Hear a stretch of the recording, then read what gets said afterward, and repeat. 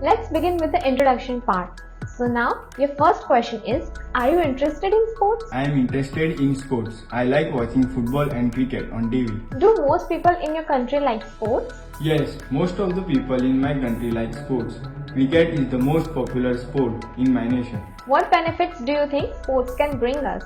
Well, playing sports brings us many benefits. By playing competitive sports, we can learn competition, and by playing team sports, we can learn cooperation.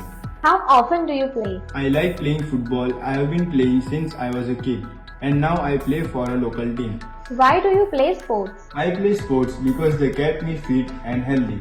For me, the most important thing is social side. What do children learn from sports? I think children learn many things from sports, such as teamwork, time management skills, and top of that, how to improve physical and mental health. Do you think grown-ups should play sports? Definitely. I believe no doubt.